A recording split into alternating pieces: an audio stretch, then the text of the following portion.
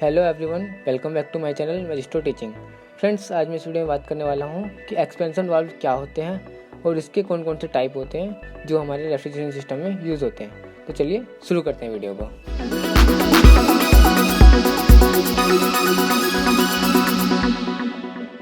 What is expansion valve? Expansion valve होता क्या है? फ्रेंड्स, एक्सपेंशन वाल्व वो डिवाइस होता है जो एक रेफ्रिजरेशन सिस्टम में रेफ्रिजरेंट के फ्लो को कंट्रोल करता है और ये वाल्व लिक्विड रेफ्रिजरेंट में से प्रेशर को रिमूव करता है। फ्रेंड्स, एक्सपेंशन वाल्व के दो मेन फंक्शन होते हैं एक रेफ्रिजरेशन सिस्टम में। फर्स्ट होता है कि जो रेफ्रिजरेंट इवेपोरेटर में जा रहा होता है उसके अमाउंट को कंट्रोल करना। फ्रेंड्स, सेकंड फंक्शन होता है maintain the difference in condenser और इवेपोरेटर प्रेशर।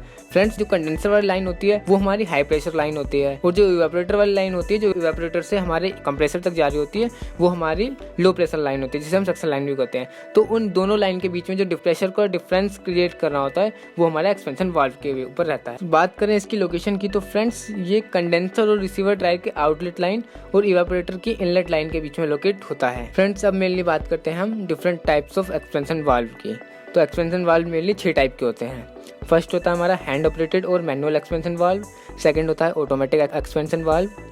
थर्ड होता है थर्मोस्टैटिक एक्सपेंशन वाल्व। फोर्थ होता है फ्लोट वाल्व। फ्रेंड्स, जो फ्लोट वाल्व होता है ये भी 2 टाइप के होते हैं, एक होता है लो साइड फ्लोट वाल्व और एक होता है हाई साइड फ्लोट वाल्व।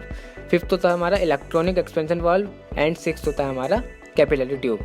तो फ्रेंड्स, जानते हैं इन सभी एक्सपेंशन वाल्व को डिटेल में। फर्स्ट बात करते हैं हैंड ऑपरेटेड और मैनुअल एक्सपेंशन वाल्व की। फ्रेंड्स, जैसा कि नाम से ही पता चल रहा है, हैंड ऑपरेटेड मीन्स जो मैनुअल हाथ से ऑपरेट किया जाता है। फ्रेंड्स, इस तरह के एक्सपेंशन वाल्व आज के टाइम पे यूज़ नहीं होते हैं। इस तरह के वाल्व मेनली एक फिक्स्ड अमाउंट ऑफ रेफ्रिजरेंट को फ्लो करने के लिए यूज़ किए जाते हैं। जैसे एक कॉन्स्टेंट लिक्विड फ्लो करना है किसी लाइन से तो इन वाल्व का यूज़ किया जाता है। मैनुअली उस लिमिट पे सेट कर देता है कि जितना फ्लो हमें करना है उस पर सेट कर देता है मैनुअल, उसके बाद ये फिक्स्ड रहता है। ये जो वाल्व होते हैं ये लॉन्ग टाइम सेम कंडीशन पर ऑपरेट होते हैं। जैसे लॉन्ग टाइम के लिए आपको एक सेम कंडीशन पर लिक्विड फ्लो करना है तो उस कंडीशन के लिए हमारे मैनुअल और hand operated expansion valve use किए जाते हैं। सेकेंड एक्सपेंशन वाल्व है हमारा friends automatic expansion valve. Friends, ये जो ऑटोमेटिक एक्सपेंशन वाल्व होते हैं ये मेनली कॉन्स्टेंट प्रेशर पर वर्क करते हैं। फ्रेंड्स, जो हमारा हैंड ऑपरेटेड था वो हमारा मैनुअली वर्क कर रहे थे हाथ से और जो ऑटोमेटिक एक्सपेंशन वाल्व होता है ये हमारे कांस्टेंट प्रेशर पर वर्क करता है। फ्रेंड्स, इसके अंदर डायफ्राम बिलो लगा होता है जो कांस्टेंट प्रेशर को बनाए रखने में हेल्प करता है। फ्रेंड्स, ये वाल्व काम करता है जैसे अगर इवेपोरेटर में लोड बढ़ता है तो लिक्विड रेफ्रिजरेंट का अमाउंट इवेपोरेटर में कम होगा और अगर रेफ्रिजरेंट कम होगा तो रेफ्रिजरेंट का प्रेशर इंक्रीज होता है और जब प्रेशर इंक्रीज होने लगता है तो वाल्व का डायफ्राम ऑटोमेटिकली एक्सपेंशन वाल्व को ओपन कर देता है जिससे जितना रेफ्रिजरेंट इवेपोरेटर में चाहिए होता है कांस्टेंट प्रेशर के लिए उतनी क्वांटिटी लिक्विड की सप्लाई के बाद वाल्व क्लोज हो जाता है ऑटोमेटिक। और अगर इवेपोरेटर में लोड कम होता है तो लिक्विड रेफ्रिजरेंट का प्रेशर भी डिक्रीज होता है और तब automatic expansion valve diaphragm expansion valve को क्लोज कर देता है जिससे लिक्विड रेफ्रिजरेंट का फ्लो भी डिक्रीज हो जाता है और जब तक फ्लो कम रहता है जब तक कि इवेपोरेटर में कांस्टेंट प्रेशर नहीं हो जाता है। फ्रेंड्स, थर्ड हमारा एक्सपेंशन वाल्व है थर्मोस्टेट और thermostatic expansion valve. Friends, thermostatic expansion valve temperature पर वर्क करता है। फ्रेंड्स, हमने बात करी हैंड ऑपरेटेड था वो मैनुअली वर्क कर रहा था, ऑटोमेटिक कांस्टेंट प्रेशर पे वर्क करता है और जो हमारा थर्मोस्टैटिक एक्सपेंशन वाल्व होता है ये हमारा टेम्परेचर पर वर्क करता है।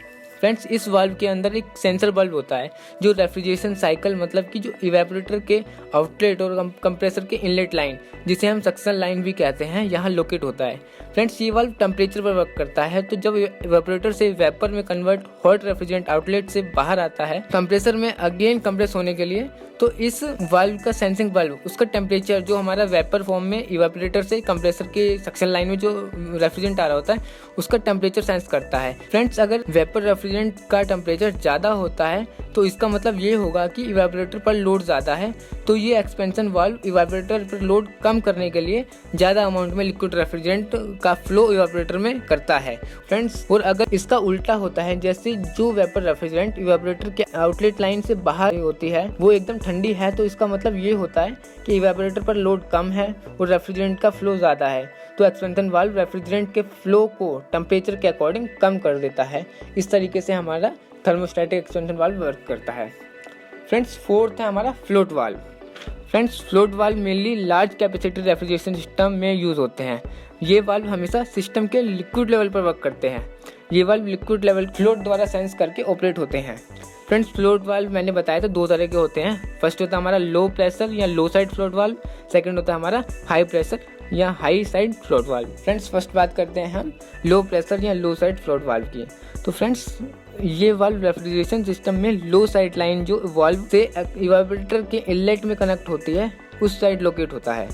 फ्रेंड्स, जो लो साइड फ्लोट वाल्व होता है ये इवेपोरेटर में लिक्विड रेफ्रिजरेंट का एक कांस्टेंट लेवल मेंटेन या बनाकर रखता है। फ्रेंड्स, लो साइड फ्लोट लिक्विड रेफ्रिजरेंट का एक लेवल तो मेंटेन करता है, लेकिन जब इवेपोरेटर का जो लिक्विड रेफ्रिजरेशन लेवल चाहिए होता है और अगर वो पूरा होता है तो लो साइड फ्लोट वाल्व को बंद कर देते हैं। मतलब कि लो साइड जो फ्लोट वाल्व होता है वो बंद हो जाता है, जिससे जो लिक्विड रेफ्रिजरेंट की सप्लाई रुक जाती है और जब इवेपोरेटर में लिक्विड का लेवल डिक्रीज होने लगता है तो ये लो साइड फ्लोट वाल्व ओपन हो जाता है और जिससे इवेपोरेटर में लिक्विड का जो लेवल है सेट है, मतलब जो कांस्टेंट लेवल चाहिए होता है वो कांस्टेंट रहे, उसके अकॉर्डिंग ये क्लोज एंड ओपन होता रहता है। फ्रेंड्स, अब बात करते हैं सेकंड हाई प्रेशर या हाई साइड फ्लोट वाल्व की।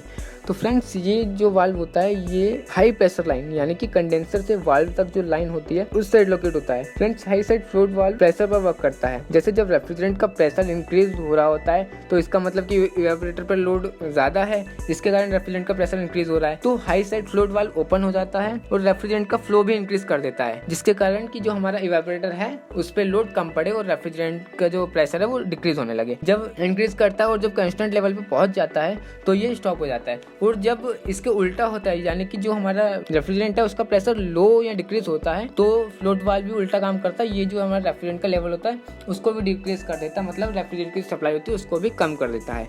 इस तरीके से हमारे काम करते हैं लो साइड और high side float valve. Friends, fifth है हमारा इलेक्ट्रॉनिक एक्सपेंशन वाल्व। फ्रेंड्स, इस टाइप के जो एक्सपेंशन वाल्व होते हैं ये वहाँ यूज किए जाते हैं जहाँ रेफ्रिजरेशन का फ्लो डायरेक्ट इवेपोरेटर में होता है। फ्रेंड्स, ये वाल्व इलेक्ट्रॉनिक सिग्नल के बेस पर वर्क करते हैं जो इलेक्ट्रॉनिक कंट्रोलर द्वारा एक्सपेंशन वाल्व को भेजे जाते हैं, सेंड किए जाते हैं। फ्रेंड्स, इस तरह के वाल्व में छोटी डायरेक्ट करंट या डीसी मोटर फिट होती है जो वाल्व पोर्ट को ओपन और क्लोज करती है, जिसे हम स्टेप और स्टेपर मोटर भी कहते हैं। फ्रेंड्स, ये जो मोटर होती है ये कंटिन्यूसली वर्क नहीं करती है, ये मोटर भी एक इलेक्ट्रॉनिक कंट्रोलर द्वारा कंट्रोल की जाती है और जब भी कंट्रोलर द्वारा कोई सिग्नल भेजा जाता है मोटर को तो ये मोटर एक सिग्नल पर 1 टाइम रोटेट करती है, मतलब एक सिग्नल पर एक ही बार घूमती है और मोटर गियर ट्रेन के द्वारा ड्राइव मिलती है इस मोटर को। फ्रेंड्स, ये जो हमारा इलेक्ट्रॉनिक एक्सपेंशन वाल्व होता है तो टोटली हमारा इलेक्ट्रॉनिक सिग्नल जो इसको भेजे जाते हैं उसके बेस पर काम करता है। फ्रेंड्स, सिक्स्थ और हमारा last expansion valve capillary tube. Friends, capillary tube mainly एक फिक्स्ड ट्यूब होती है जिसे एक बार में सिस्टम का लोड कैलकुलेट करने के बाद लोड के अकॉर्डिंग फिक्स कर दिया जाता है रेफ्रिजरेशन सिस्टम में। फ्रेंड्स, ये ट्यूब डिफरेंट लोड कैपेसिटी जैसे 1 टन 2 टन मतलब जितना लोड चाहिए तो उस लोड के अकॉर्डिंग आते हैं। फ्रेंड्स, इन ट्यूब के अंदर बहुत छोटा ओपनिंग है जिसे हम ओरिफिक पॉइंट कहते हैं, वो होता है जिसके अंदर से हमारा रेफ्रिजरेंट फ्लो होता है। फ्रेंड्स, इस ट्यूब के एक साइड यानी जो कंडेंसर वाली साइड होती है उस साइड हमारा हाई प्रेशर रहता है और दूसरी साइड जो इवेपोरेटर वाली साइड होती है उस साइड हमारा लो प्रेशर रहता है। फ्रेंड्स, इन ट्यूब में जो हमारा रेफ्रिजरेंट होता है वो ठंडा कैसे होता है? फ्रेंड्स, इन ट्यूब में जब हमारा लिक्विड रेफ्रिजरेंट छोटे ओरिफिस में से फ्लो होता है तो फ्लो के दौरान जो फ्रिक्शन होता है ट्यूब के अंदर और रेफ्रिजरेशन का उसके द्वारा हमारा रेफ्रिजरेंट होता है वो ठंडा होता है। इस तरीके से हमारा ये काम करती है कैपिलरी ट्यूब्स। फ्रेंड्स, आज के लिए इतना ही। वीडियो अच्छी लगी तो वीडियो को लाइक करें, शेयर करें, कमेंट करें और सब्सक्राइब करें मेरे चैनल को। Thanks for watching this video. मिलते हैं नेक्स्ट वीडियो में। Bye bye.